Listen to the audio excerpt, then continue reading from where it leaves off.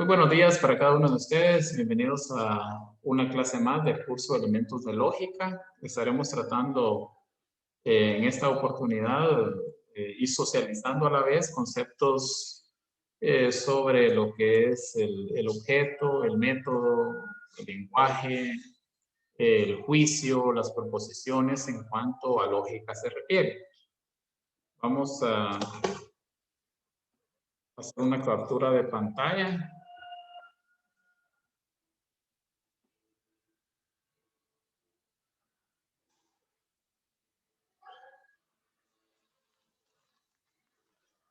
Bien, voy a compartir una presentación que tengo para ustedes, para que podamos socializar. Y necesito que ustedes me apoyen en cuanto a la participación. Ustedes, y que juntos, pues, tengamos 35 minutos, 45 minutos dialogando, intercambiando información, aprendiendo, porque la educación pues es de doble vía. Ustedes aprenden de mí, yo aprendo de ustedes y juntos podemos lograr aprendizajes verdaderamente significativos. Muy bien, entonces voy a compartir la pantalla y ustedes me indican si ya les aparece en sus teléfonos, en su computadora. Sí, licenciado. Buenos días. Muy bien, buenos días, gracias.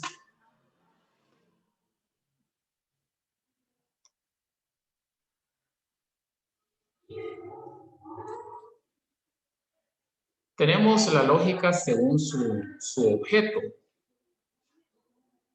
¿Qué podemos decir de la lógica según su objeto? Bueno, que la lógica tiene su propio objeto de estudio. Y no podemos hablar de lógica, no podemos hablar del objeto de la lógica sin hacer mención, por supuesto, de... Permítanme, solo vamos a darle espacio a los compañeros. Sin hacer mención, por supuesto, del concepto. Y es que como ustedes pueden observar, podemos recordar de que siempre el concepto juega un papel importante en lógica. Es necesario conocer, saber, definir algo para poder luego hacer uso de la lógica en ese concepto. A partir de este podemos nosotros hacer procedimientos lógicos. ¿A partir de quién? A partir del concepto. Es decir, relacionamos conceptos y obtenemos juicios y obtenemos proposiciones. Y al relacionar juicios o proposiciones, tenemos como resultado razonamientos y también argumentos. Compañeros, una pregunta. ¿Será que podemos tener juicios falsos? ¿Será que podemos emitir juicios falsos? ¿O solo existen los juicios verdaderos? ¿Qué opinan ustedes? Ayúdenme. El compañero que tiene ahí, que está siendo solicitado por medio de las redes sociales, apague su micrófono, por favor, o quítele el sonido a su teléfono, así no hay interferencia, le agradezco mucho. Entonces, compañeros, hablemos del juicio, hablemos de ese razonamiento lógico llamado juicio. ¿Qué creen ustedes antes de explicar qué es un juicio y antes de ver ejemplos de qué es de lo que son juicios, de razonamientos a través de ese concepto juicio? ¿Ustedes creen que hay razonamientos, que hay juicios falsos o solo hay juicios verdaderos? ¿O ambos?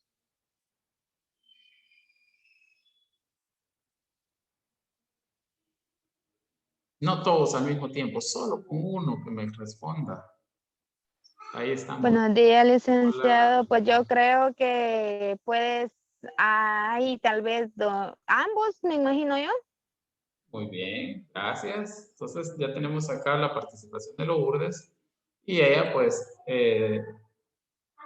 nos dice que pueden haber juicios falsos y juicios verdaderos. Gracias. Más adelante vamos a tocar ese tema. Solo vamos a dar ingreso. Tengo acá, creo, pendientes. Permítanme un segundo. Muy bien. De los tres tipos de objetos de la lógica, el razonamiento y la argumentación constituyen ya el estudio propiamente dicho de la lógica, pues en él se reúnen todas las condiciones necesarias para establecer todas las relaciones lógicas entre conceptos y juicios. Ya vamos a dar algunos ejemplos de conceptos y también vamos a observar la importancia de poder hacerlo. Licenciado, disculpe, Sí, buenos días. buenos días. Fíjese de que hay unos compañeros que están escribiendo en el grupo que no deja entrar a la clase. Fíjese que ahorita ya solo tengo dos pendientes. Dos, que es, no he logrado entrar Bianchi, Ceseña y Elda. Los demás Y ya. Kevin Villeda también, no sé si ya lo aceptó. Ya, solo ¿Ya? dos, pues sí, solo dos que se están uniendo, pero a veces el sistema o el internet que porque sí, solo dos veo yo acá que tengo pendientes de que ingresen, pero sí yo les di, ya los acepté. Y también Gloria Pinto dice que tampoco puede entrar. Dígale que es cuestión de seguir intentando porque, por ejemplo, sí, tengo pendientes dos nada más acá, que ya les admití entrar, pero seguramente en cualquier momento van a poder. Siempre me notifican, por favor. Vaya, está bien, se lo agradezco mucho, Lick. Gracias. Bueno, entonces estábamos hablando de esos conceptos. Les decía que vamos a ver el papel el papel tan importante que juegan los conceptos en nuestros razonamientos lógicos. En consecuencia, la lógica puede ser definida según su objeto como la ciencia que se ocupa de las relaciones entre premisas y conclusiones. Esto es establecer las reglas generales de cómo se relaciona una o varias premisas, concluyendo acertadamente en una conclusión. Según la lógica, según su método. Ustedes no me dejarán mentir. Toda actividad humana tiene un método. Toda. Lo que hacemos en casa, lo que hacemos en el trabajo, lo que hacemos en un viaje, pero toda actividad humana tiene un método. Es decir, una forma específica de estudiar su objeto propio. Toda actividad humana. ¿Qué significa esto o qué quiere decir? Esto quiere decir que la lógica es la ciencia de las formas del pensar, que la lógica es la ciencia de las formas de razonar, que la lógica es la ciencia de las formas de argumentar. Entonces, compañeros, definiéndola como la ciencia que estudia las leyes del pensamiento, y esto es acertado porque a la lógica, según su método, le interesan únicamente las formas que se originan en el pensamiento. Esto es en el razonamiento. Es decir, en cualquier actividad humana, nosotros buscamos las formas, nosotros buscamos las estrategias, nosotros buscamos las maneras de poder realizar de mejor manera lo que pretendemos llevar a cabo. Y ahí hace y juega el papel importante la lógica.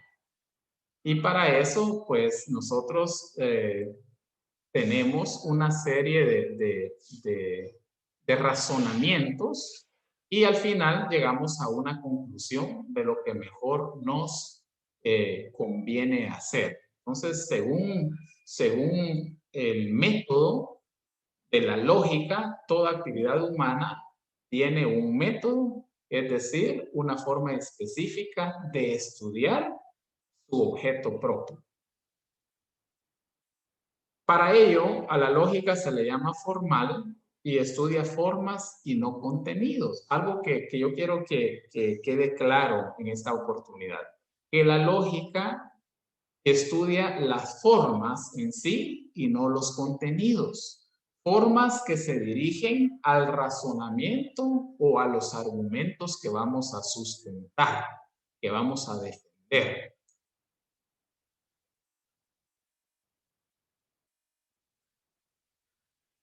Tenemos acá que el objeto de la lógica es el razonamiento. Y el método que la lógica utilizará será, por una parte, formal y por otras estará orientado al puro razonamiento. Entonces ahí ya empezamos a observar la relación entre objeto y la relación entre método. Esa relación estrecha que nos ayuda a concluir en nuestros razonamientos. Ya hablamos de esa lógica como objeto, ya hablamos de la lógica como método, pero también vamos a hablar de la lógica como ciencia. A la lógica no se le define como ciencia únicamente porque tiene un método y únicamente porque tiene un objeto. No, no es por eso que se le define como ciencia. Pues, aunque son elementos necesarios, no son elementos suficientes para atribuirle a la lógica la palabra o llamarla como ciencia. No precisamente por eso, sino que la sistematización de la lógica es un proceso de abstracción de las formas menos complejas hasta las formas más complejas de pensamiento, de las menos universales hasta los principios lógicos más fundamentales. Esta abstracción llega hasta establecer los principios lógicos más universales, a saber, el principio de identidad, el tercero excluido, el de no contradicción y el de razón suficiente. Es decir, gracias a la lógica, nosotros podemos tener una sistematización de abstracción, donde vamos de lo particular a lo general, de lo simple a lo complejo, de lo menos universal hasta los principios lógicos más fundamentales. ¿Desde cuándo nosotros, los seres humanos, hacemos uso de la lógica? ¿Desde cuándo? Y aquí yo necesito que ustedes me respondan. ¿A partir de cuándo creen ustedes? ¿A partir de qué edad ya el ser humano hace uso de la lógica? Ayúdenme, por favor.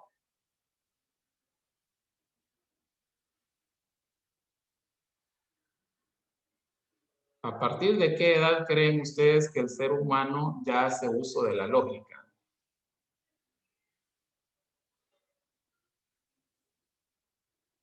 ¿Será de un mes, de un día, de 6 meses, de un año? ¿A partir de cuándo? ¿Escucho? Buenos días, Lick. Buenos días. Yo creo que desde que nacemos, porque cuando tenemos hambre, por ejemplo, los bebés cuando tienen hambre lloran. Ellos, desde ese momento, ellos saben que cuando lloran les van a dar su pecho. Correcto, muy bien. Nosotros inconscientemente, de forma involuntaria, desde que nacemos usamos la lógica. No sabemos, o sea, de forma involuntaria, de forma natural, porque no decimos, es hambre que tengo, voy a llorar para que luego me den de comer. O sea, no, o sea, jamás hacemos ese razonamiento lógico, pero sí, de forma natural, de forma involuntaria, como un estímulo propio del ser humano, lloramos para ser sustentados. Entonces, desde ese momento nosotros hacemos uso de la lógica. Y a medida que vamos creciendo, entonces ya vamos utilizando la abstracción, las formas más complejas, las formas más universales.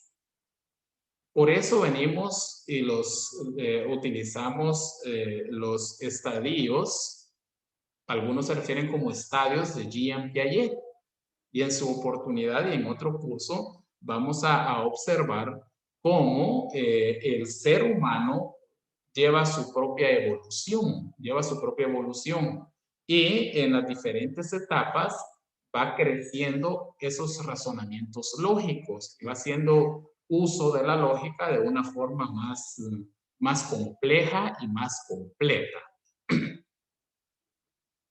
Decimos acá que a la lógica se le puede definir como ciencia en tanto que sistematiza todas las formas del pensar para estudiarlas y establecer de esta manera en formas más claras cómo debemos razonar correctamente y evitar el razonamiento incorrecto. Tenemos división de los conceptos. ¿Cómo podemos dividir los conceptos?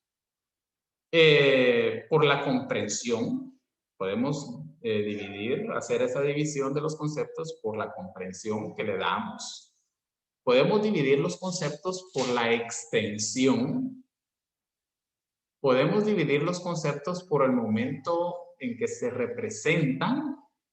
Y podemos dividir los conceptos por la relación que tienen. De esa forma podemos nosotros dividir los conceptos. Hablemos de concepto. Hablemos de concepto. ¿Es una idea general y abstracta o la representación mental, intelectual de un objeto? Desde el punto de vista lógico, el concepto es la estructura lógica primaria, la más simple, y en la percepción el objeto está presente en los sentidos, la imagen, al igual que en el concepto, es una representación mental, es una representación sensible, individual, singular y concreta de un objeto. Yo voy a presentarles acá lo siguiente y necesito su apoyo. ¿Qué observan ahí? O sea, necesito varios participantes, como mínimo 5 participantes. ¿Qué observan? Una manzana como que tiene agua, son como agujeros. Una manzana. Muy bien, una manzana. ¿Alguien más? Una manzana. ¿Otra participación? ¿Otro participante? Buen día, licenciado. Veo una manzana que no puedo tocar. Ahí ya va un cambio, difiere un poquito en las 2 participaciones anteriores. ¿Quién más? Tiene como unas letras. Muy bien. ¿Alguien más?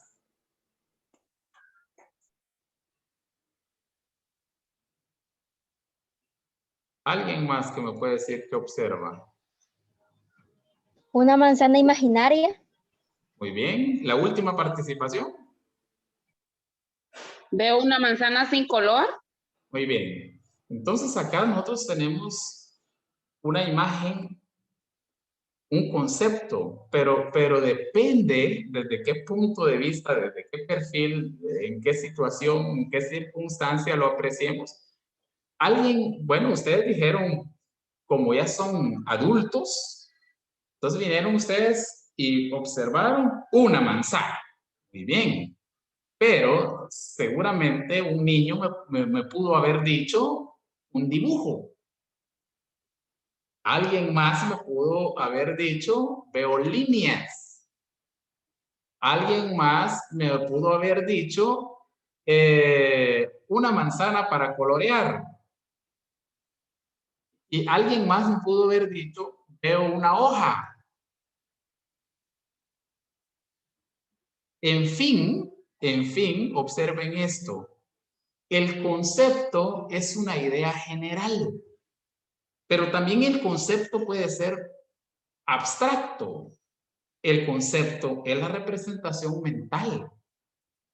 El concepto puede ser también la representación intelectual de un objeto. Entonces, dependiendo el nivel ya de nivel académico, nivel profesional, la edad y donde nos encontremos, entonces ya podemos nosotros, porque sí, yo estoy en la clase de expresión artística o de diseño gráfico. Seguramente los estudiantes el concepto, veo, ejemplo, veo líneas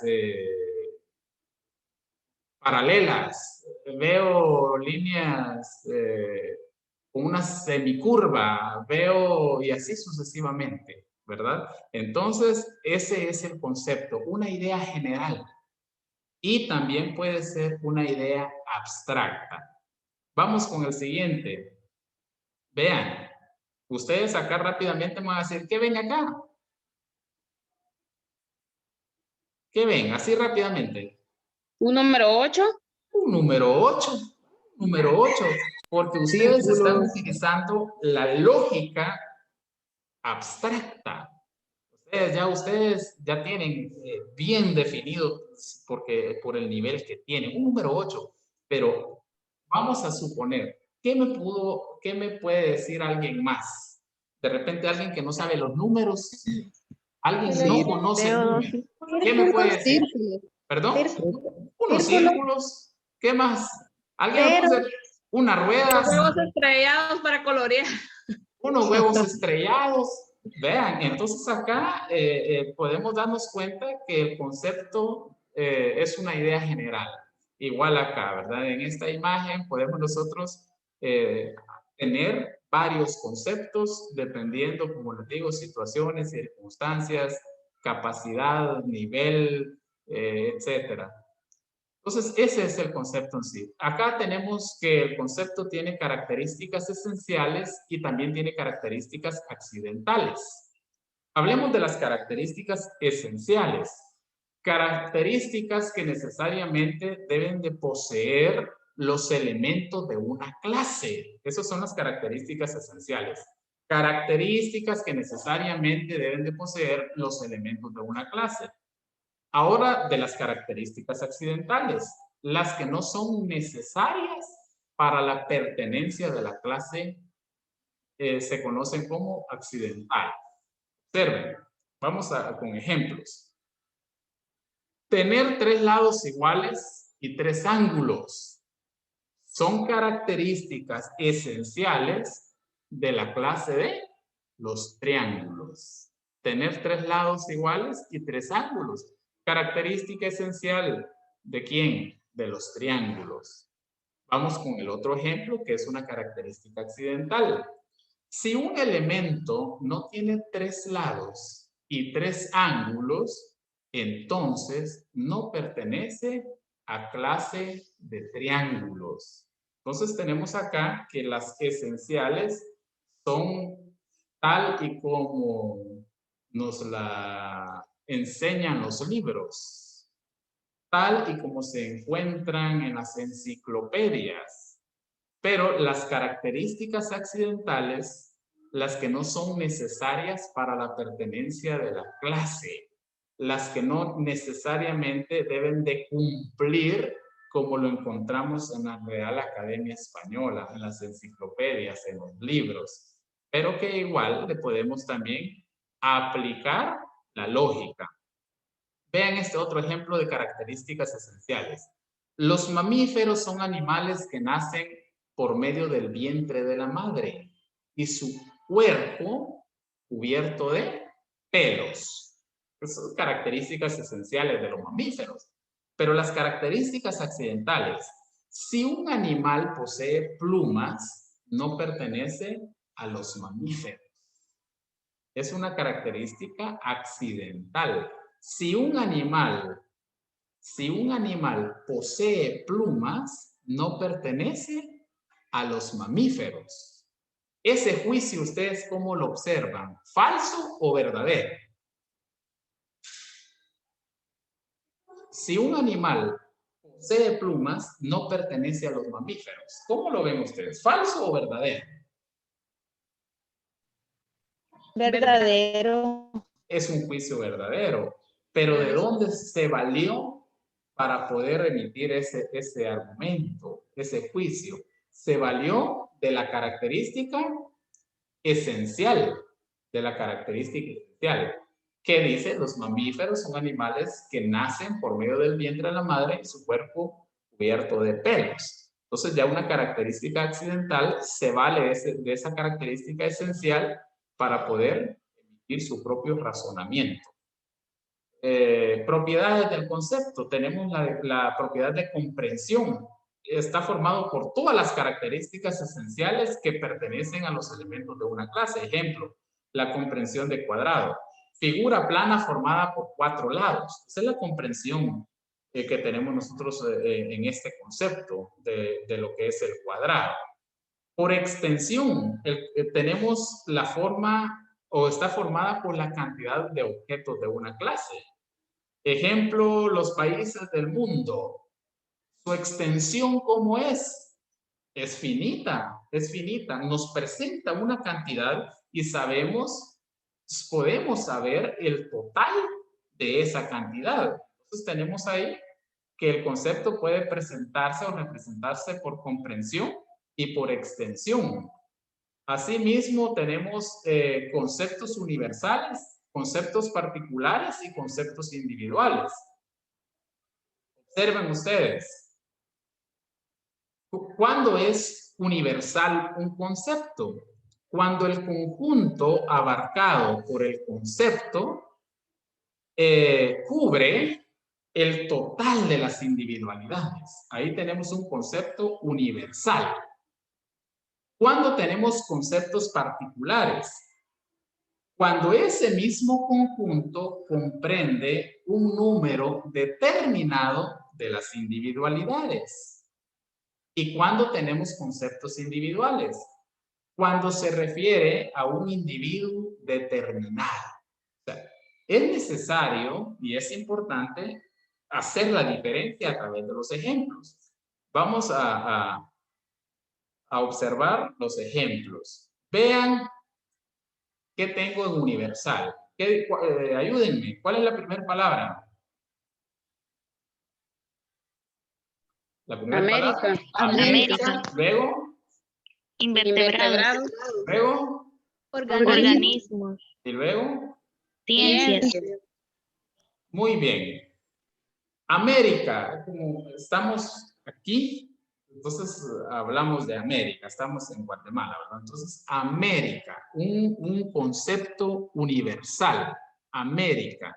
De ese concepto que abarca un todo, porque abarca un continente, ya su concepto particular debe de ser si estuviéramos en matemática, diríamos un subconjunto. Podemos decir también una parte de ese todo que es América. ¿Sí? Entonces, ¿de dónde? Centroamérica, que ya es un concepto particular, ¿pertenece a quién? Al concepto universal que es América. Entonces, vean, el universal es un todo, es un conjunto completo, comprende el total de las individualidades. América, un continente, un todo. Ahora, ya un concepto particular ya sería Centroamérica, porque ese mismo conjunto ya está comprendiendo un número determinado de las individualidades. Y ya cuando hablamos del concepto individual, ya un país sería un país que pertenece a Centroamérica. Y un país que pertenece a Centroamérica es Guatemala. Entonces, vean cómo vamos de lo general, pasamos por lo particular, llegamos a lo específico o a lo individual. Observen acá, invertebrados. Es un concepto universal. Invertebrados abarca mucho. Es un todo. Pero en los invertebrados, ¿a quiénes encontramos? Hablemos de conceptos particulares. ¿Encontramos a un mamífero? Sí, encontramos a los mamíferos como parte de los invertebrados.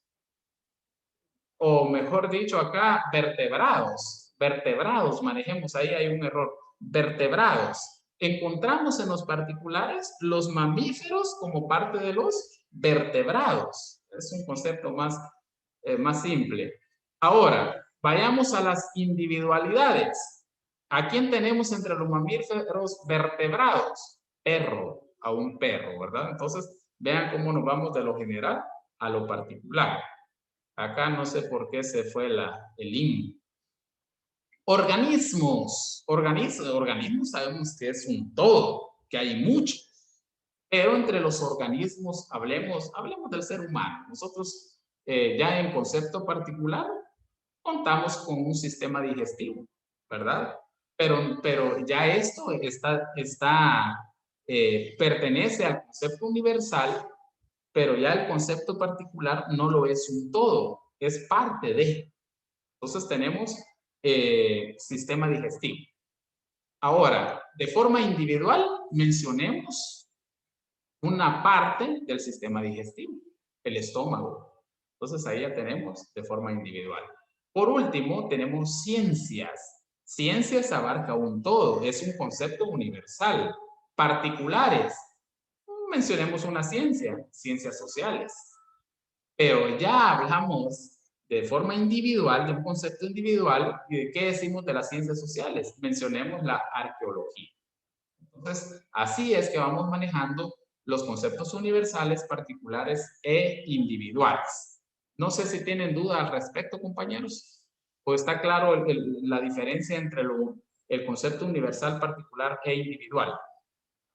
Ahí está claro, profe. Muy bien, gracias. Claro, Lick. Muy bien.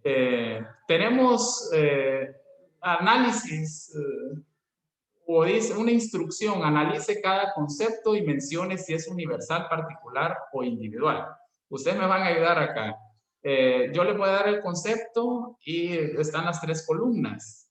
Ustedes me dicen si es universal, particular o individual. Solo que voy a dejar de compartir para poder anotar. Permítanme un segundo. Permítanme un segundito, a ver si nos da espacio.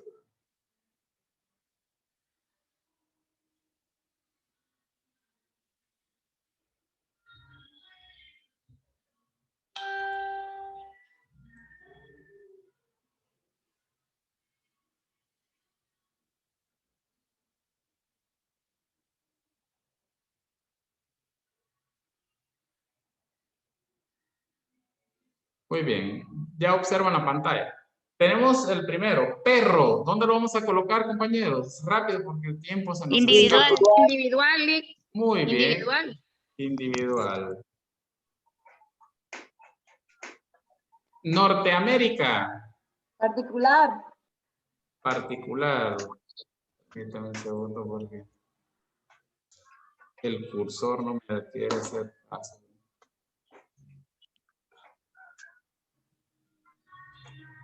Ahí está, particular.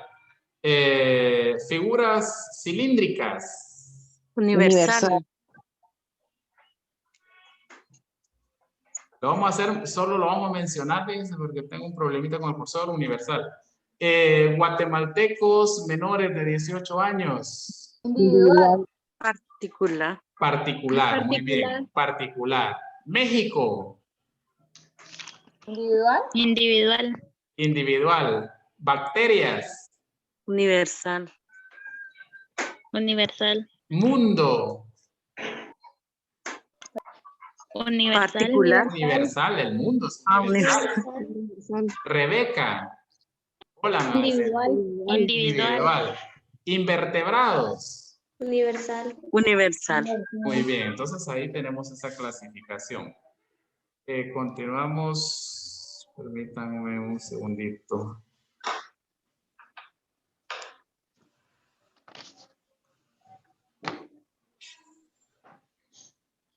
Bueno, tenemos juicio. El juicio es un pensamiento en el que se afirma o niega algo, simple y sencillamente. La lógica formal se encarga del examen de los juicios considerando su estructura. Tenemos expresión de juicio. La expresión verbal de juicio recibe el nombre de enunciado o enunciación, y cuando parte de un razonamiento se le denomina proposición. La proposición es la oración que niega o afirma algo. Ahí se recuerdan. Tenemos acá juicios verdaderos y juicios falsos, lo que mencionábamos al principio. Hablemos de juicios verdaderos.